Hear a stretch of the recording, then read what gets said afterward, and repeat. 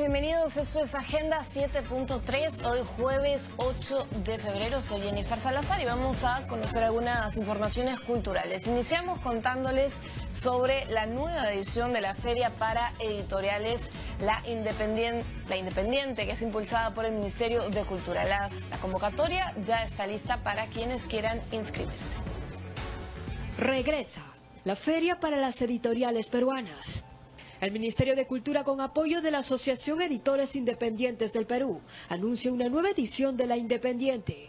La primera edición del año va del 20 al 29 de abril, en la Sala Cuelap de la sede central de este ministerio, en San Borja, y contará, como en el 2017, con firmas editoriales de distintas regiones del país. En los 10 días de feria se realizarán conversatorios, talleres de gestión editorial, presentaciones de libros, conciertos, entre otras actividades. La convocatoria está abierta. Los interesados pueden postular hasta el miércoles 28 de febrero, enviando su solicitud al correo feriaindependiente@gmail.com. Los formularios y bases se pueden descargar de la página web del Ministerio de Cultura. Bueno, vamos ahora con otra información. La réplica del Señor de Zipán será exhibida en Chile y en Panamá. El objetivo de la muestra itinerante es atraer mayor afluencia de turistas al Museo Tumbas Reales de Lambayeque. La cultura tiene que llegar a donde está el público. Bajo esta idea, una réplica del Señor de Zipán haría viajes itinerantes por Lima y fuera del país. El director del Museo Tumbas Reales, Walter Alba, precisó a la agencia andina que está elaborando y refaccionando todo el material arqueológico para evaluar una exposición de la réplica del Señor de Zipán en Lima Norte. El investigador mencionó asimismo que están en conversaciones con Panamá y buscando la posibilidad de llevar la exposición a la ciudad de Santiago de Chile. Por tratarse de una réplica, no se requiere de un gran despliegue de seguridad, al no estar expuesta a ningún tipo de pérdida. Con estas muestras itinerantes, se busca atraer una mayor afluencia de turistas hacia el Museo Tumbas Reales de Zipán en la ciudad de Lambayeque y generar más ingresos para el patronato.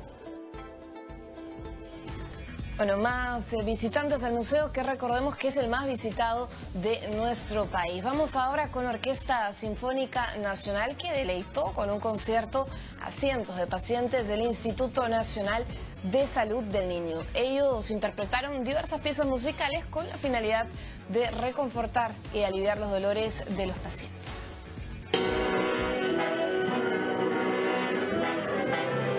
Es una cuestión muy emotiva saber que en procesos de enfermedad, ¿no?, en momentos difíciles para las personas, nosotros podemos darles un momento de distracción, de serenidad, ¿no?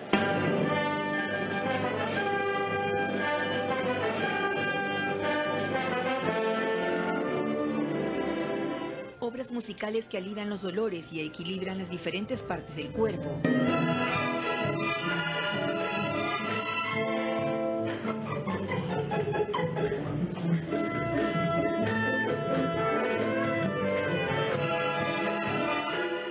La Orquesta Sinfónica Nacional llevó esta medicina musical al Instituto Nacional de Salud del Niño de Breña.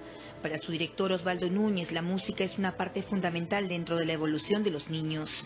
Nos ayuda a recuperarlos emocionalmente, mejorar su estado de ánimo y, aunque parezca mentira, tiene hasta alguna función biológica porque ayuda a que su sistema inmunitario responda mejor. El director de la orquesta destacó que la política del Ministerio de Cultura es que la música esté cerca de la gente. Este año vamos a ir mucho a un espacio muy emblemático en la historia de la Sinfónica Nacional, la Concha Acústica del Campo de Marte, en Jesús María. Vamos a tener varias presentaciones allí. Paralelamente vamos a tener el 25 de febrero una presentación en la plaza, en el Puente de los Suspiros, en realidad en Barranco. Invitó al público para que asista a la temporada de la Orquesta Sinfónica en el Gran Teatro Nacional, que va desde el 16 de febrero hasta diciembre.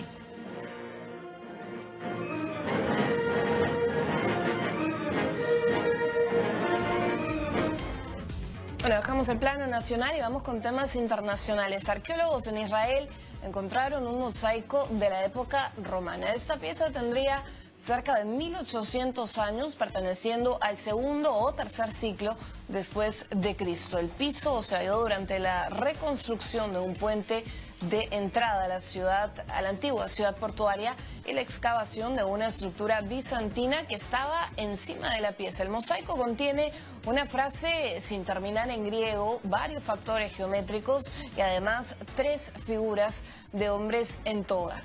La pieza romana consta de casi 12.000 piedras por metro cuadrado y tiene en total más de 30 metros cuadrados. Bueno, y una casa de subastas en Londres pondrá a la venta 2 pinturas inéditas del artista español Salvador Dalí. Las obras formaban parte de la colección privada de la condesa de Cuevas de Vera. Se trata de Gradiva y Maison pour Erotomane, pintadas en 1931 y 1932. Ambas obras fueron adquiridas por Mercedes Adela Atucha y Llavadol, o condesa de Cuevas de Vera, conocida como Tota. Salvador Dalí adoraba a las mujeres fuertes y se vio atraído por ella. Así fue como adquirió las obras que ahora serán subastadas en Londres.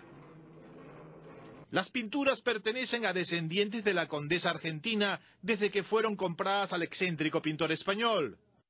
Maison pour Erotomane data del apogeo surrealista de Dalí y muestra un panorama extraño y alucinatorio. Y Gradiva muestra una figura mitológica en la que un joven arqueólogo se ve obsesionado por una figura femenina. Según la casa de subastas Sotheby's de Londres, ambas pinturas serán puestas a la venta a fines de febrero. Esperan recaudar más de $3 millones. Bueno, vamos ahora a contarles que 2 meses será lo que tomará las grabaciones de la cinta peruana Utopía. La historia que gira en torno, recordemos, a la tragedia ocurrida en la discoteca del mismo nombre hace ya 16 años. El elenco cuenta con más de 60 actores nacionales y el director Dino Tazara, quien además escribió la historia, no ha anunciado por el momento el estreno, cuándo será el estreno en todo caso, pero asegura que no pasará de este 2018.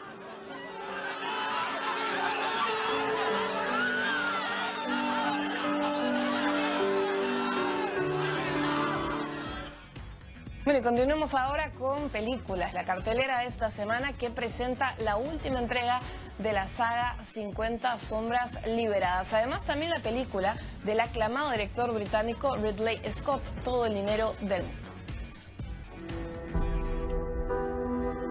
Buenos días, mi esposa.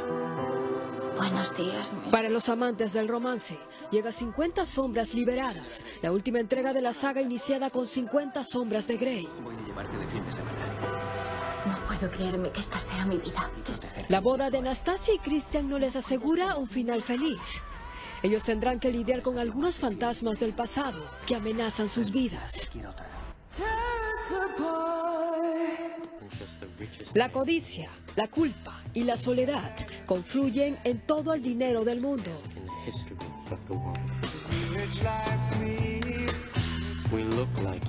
En julio de 1973, el nieto del adinerado J. Paul Getty es secuestrado en las calles de Roma y sus captores exigen un rescate millonario.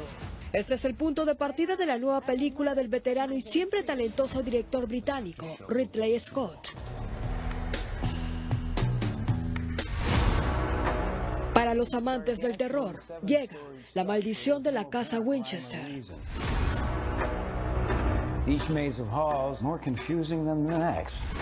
Sarah Winchester construye una mansión para que las almas de las víctimas de los rifles que su abuelo creó encuentren refugio. Pero ¿realmente existen los fantasmas que Sarah menciona? Descúbralo en el cine.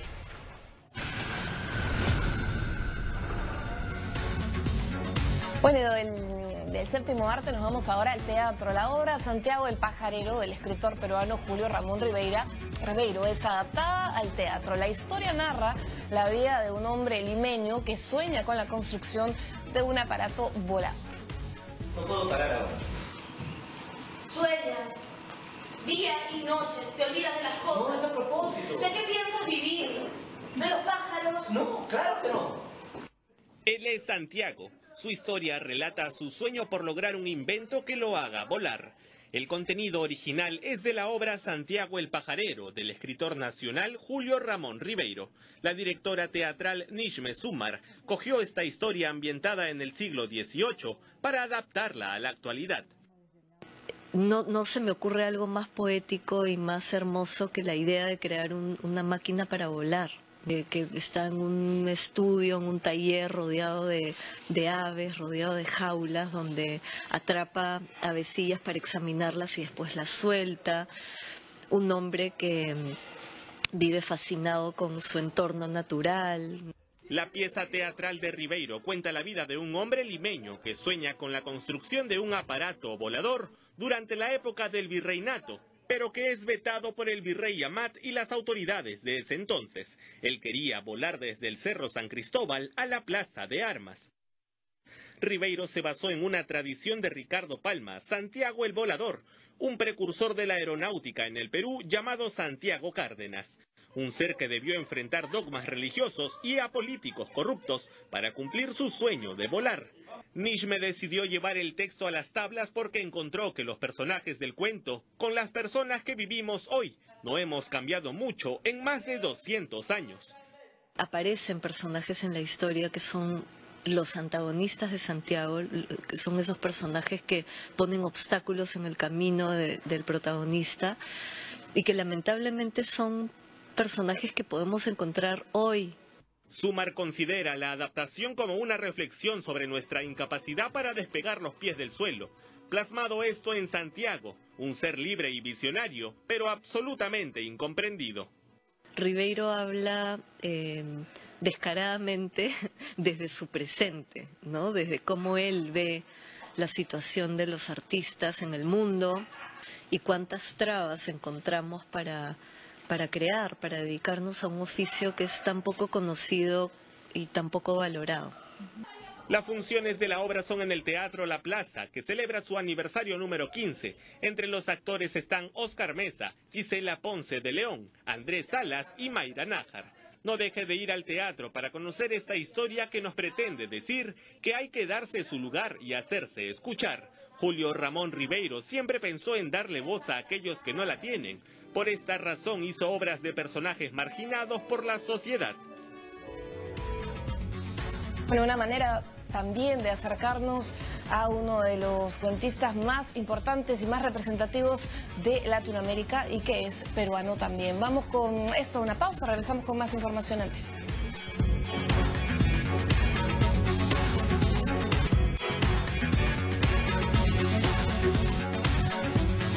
Bien amigos, continuamos con más información. Muchas gracias por acompañarnos y es momento de presentar a nuestra invitada. Nos acompaña Laura Silva, ella es dramaturga, directora, especialista en la obra de William Shakespeare, Argentina, quien está en nuestro país. ¿Por qué? Porque va a presentar una adaptación, o mejor dicho, el nombre de uno de los clásicos de la dramaturgia universal.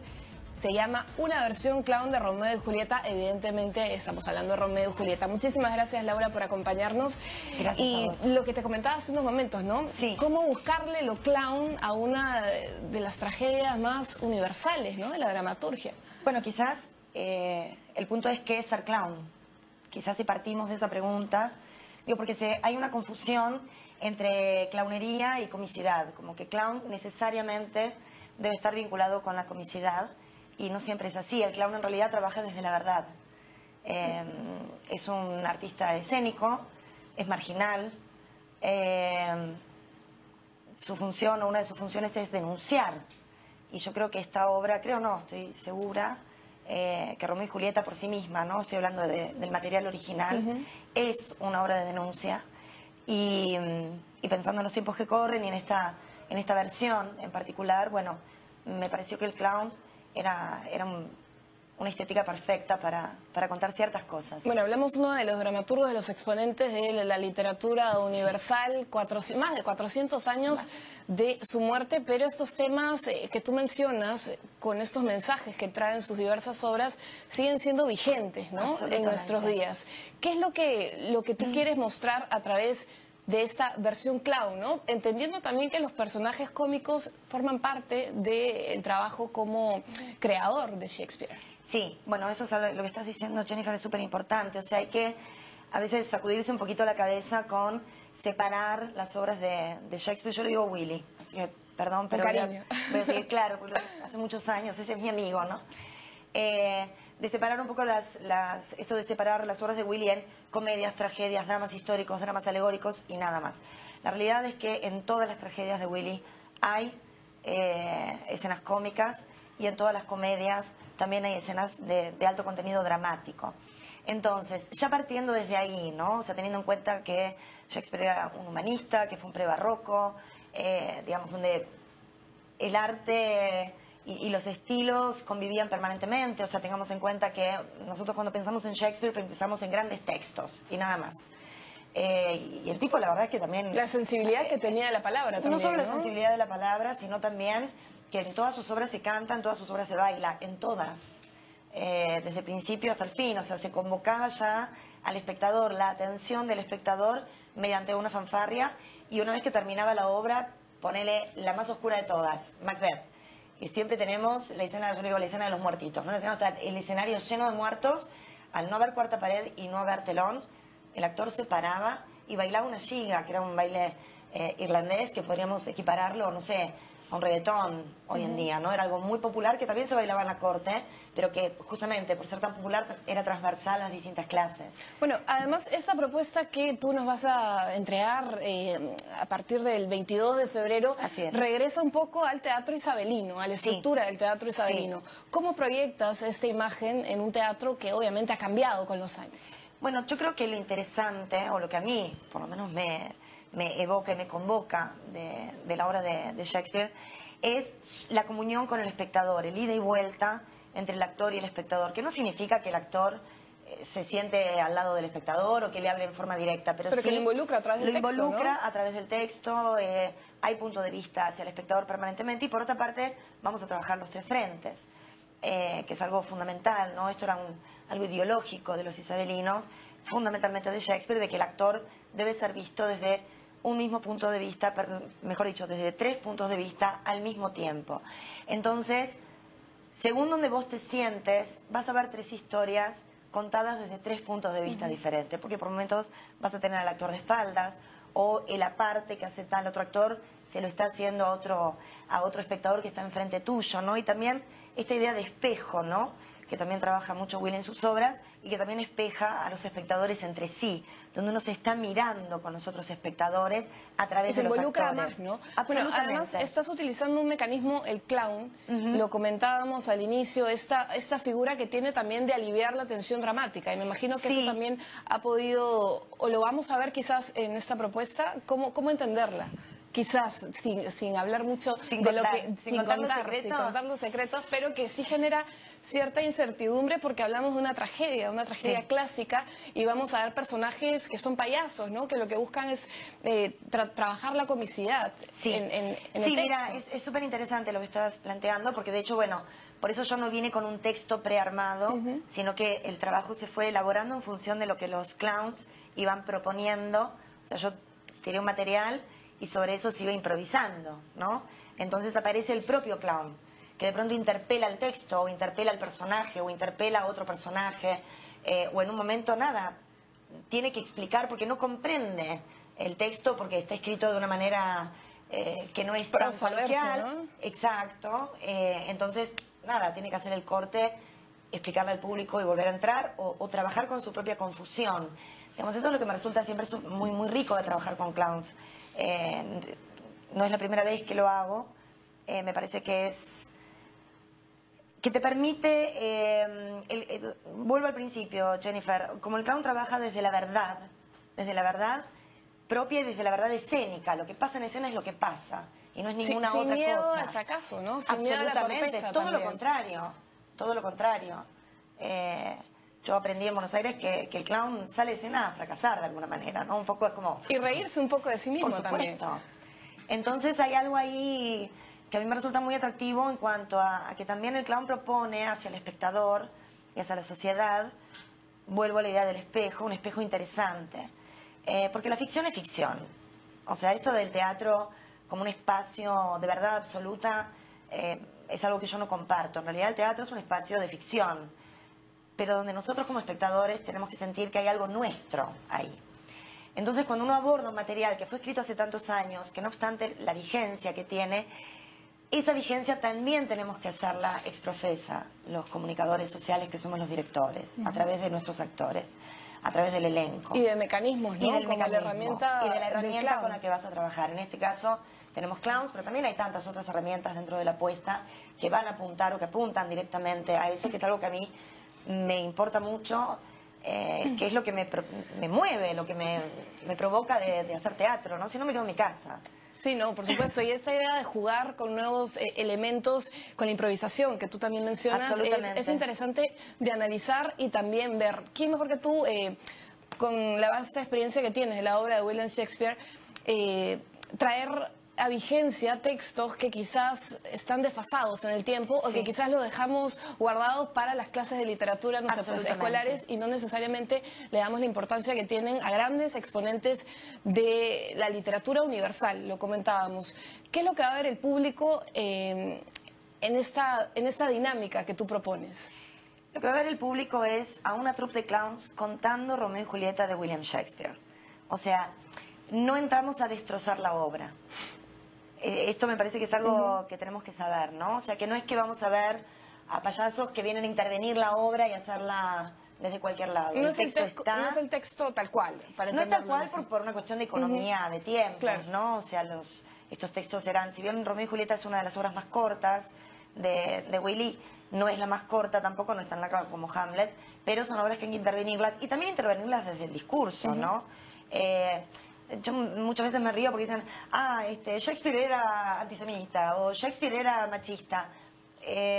Juzgar la historia desde el hoy, parándonos en el hoy, exclusivamente en el hoy, y no pensar en el contexto, es absurdo. Entonces, sí hay textos que de pronto, para nuestra realidad como latinoamericanos, para nuestra realidad como mujeres, como hombres, de una sociedad moderna, donde estamos atravesados por un montón de lenguajes de comunicación, hay textos que de pronto nos pueden hacer ruido, entonces eso no se toca, no se usa. Ahí es donde se empieza a versionar, donde empezamos a buscar los referentes locales, los referentes contemporáneos. Hay algo interesante que tú mencionabas acerca de la propuesta, acerca de una versión, el nombre de la obra, una versión clown de Romeo y Julieta, era hacernos nuevamente preguntas, cuestionarnos sobre problemáticas de antaño, pero que están vigentes, un amor adolescente, desmedido, que es la historia de Romeo y Julieta, y que también nos conllevan a cambiar ciertos parámetros, y quizás también podemos entender que a partir de la comicidad puede ser más digerible estos mensajes que son complejos, ¿no? Absolutamente, sí. Sí, mira, cuando uno enfoca una versión, yo siempre le digo a mis alumnos que a veces me preguntan, bueno, ¿desde dónde te parás para versionar un material? Digo que siempre una versión hay que pensarla como la tabla de una mesa a la que hay que ponerle 4 patas. Entonces, mínimamente hay 4 temáticas que uno tiene que tener claras. De pronto te enfatizas más en una o en otra, pero en este caso estamos hablando, yo pretendo hablar y el elenco se hizo eco de eso de una manera hermosa, del rol de la mujer en la sociedad, de qué significa el amor, qué es enamorarse, de una sociedad patriarcal, ¿no? ¿Qué sucede con las estructuras patriarcales y también con el enfrentamiento de clases? Es algo que son las 4 cosas de las que yo me agarré para empezar a armar una versión clown de Romeo y Julieta. Bueno, y además con temáticas que son recurrentes, ¿no? En la obra de Shakespeare, que tratan la humanidad misma, ¿no? Absolutamente. Y que lo vemos tanto en comedia, en tragedia, en tragicomedia. En todas sus obras, sus mujeres son muy poderosas o están muy subyugadas, pero en algún momento, ¿no?, se convierten en heroínas. El amor es algo que está muy presente. Nosotros lo conocemos a Willy, digamos, se hizo famoso por sus tragedias. Y la realidad es que escribió más historias de amor que tragedias. O sea, si vemos su canon completo, son más las comedias de amor que las tragedias. Justo esto es una historia de amor con formato de tragedia. Y contado desde lo cómico. Muchísimas gracias, Laura. Laura Silva, que inicia, antes de irnos, inicia el 22 de febrero en el IBNA, el auditorio del IBNA de Miraflores, en Angamos 120, una forma, ya lo comentaba, de conocer un poco de la obra de Shakespeare desde una versión distinta, más digerible y, por qué no, también acercarnos desde lo cómico a esos temas tan complejos que él ha hecho referencia a lo largo de todas sus obras. Uno de los grandes exponentes, sin duda, de la dramaturgia universal. Con eso nos vamos. Gracias por acompañarnos.